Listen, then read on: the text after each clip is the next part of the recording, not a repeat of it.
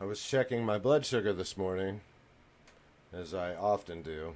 I go up and down. There was a bit of time where I actually didn't check it at all, but I got back into it because I got some test strips, so figured why not. So I like to kind of look at trends and then this just helps me over time. Biometrics is like the coolest thing ever. I wish we would have had it like back in the 80s and 90s. It would have made it a lot easier to fine tune your health, which is something I did not care about at all before I got cancer. So keep that in mind. Well, that a little bit. I cared enough about it to think about it and not do it. But I was checking my blood sugar this morning, going over things as I often do every day about the journey that I've had, this whole cancer journey, and just everything I've been through over the last 8 short months that it just keep going. I still got cancer procedures. I still got cancer therapy for 3 years. It's all still going on. But this, when I got cancer, I went to the emergency room first. I was vomiting for about 6 hours. I went in because who knows what's going on with me? Am I going to die? The doctor found really nothing wrong at the moment, but he said he wanted to do a CT scan and check and see if I had perforated any of my organs or anything by all the vomiting that I've been doing. So that's what revealed my bladder cancer spot, and then I found out a myriad of other things about myself being in the emergency room and getting that once over. Basically, what I found out is that my health was absolutely terrible. Digestive messed up, just everything about every system I had. I'll try to do a video of my blood tests over time, which would be actually a great idea, to show you how that's improved over time. 8 months, everybody, 8 months, and I've lost a significant amount of weight. I've gotten all these numbers in line. My blood tests are great. My CT scans are clear. I'm very lucky. So I want to share this information for anybody that might need it. When I went in, and my initial blood sugar was 300, which is outrageous. I had no idea. My father used to check his blood sugar all the time. He tried to get me to check my blood sugar. No, because I knew what it was going to say.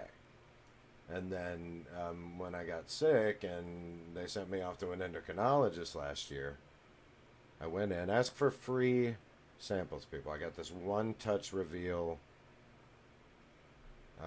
blood sugar monitor, and it has just been invaluable. It records everything for you. You log in. Like I've lost the app and come back in. It's still got all my readings. So around the 27th, we're just going to say that was probably right around. I can't even. My surgery was in September, so this is right around when I started checking my blood sugar, when I started this journey on trying to get more healthy. So you can see 142. These show breakfast, lunch, dinner, bedtime. Very simple chart on the dates over here in the left column. And then the greens are in and the reds are out. So, dinner, before, after. There's an apple and an apple eaten before, after. So that's basically the gist on blood sugar as you check it. I had no idea what blood sugar organization was of your numbers. But there's a 209, 200. Generally, I would always check in the morning. So let's say that.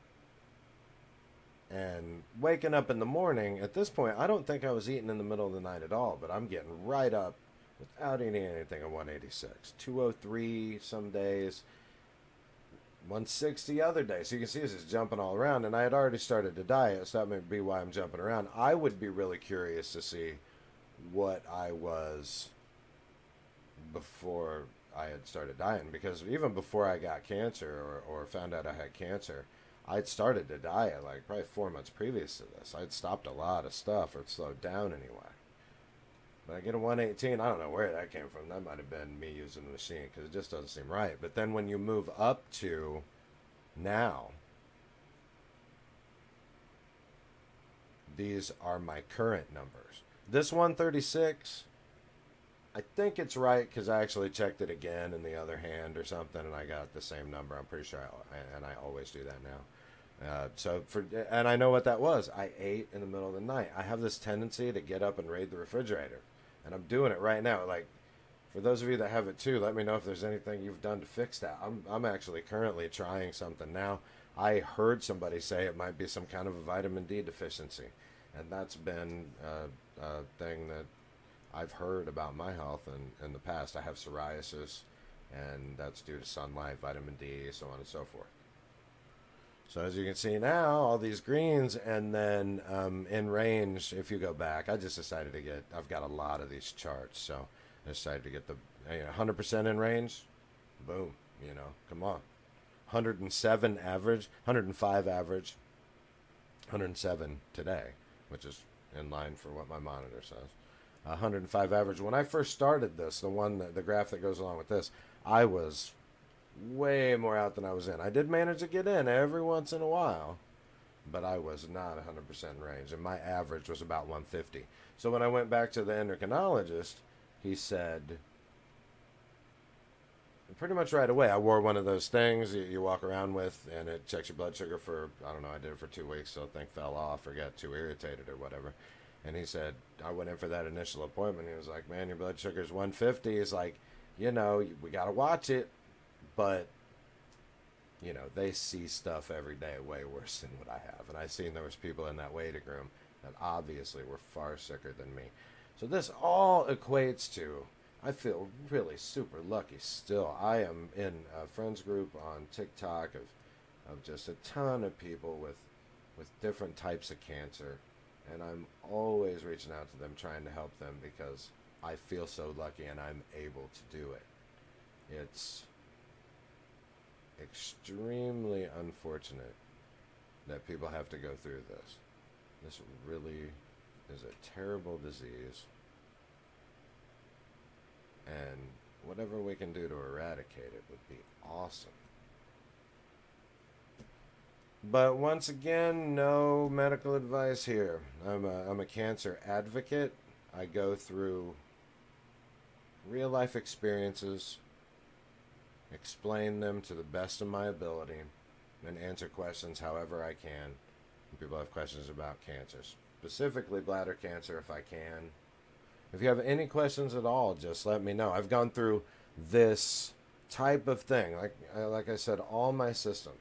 I currently watch my blood pressure again.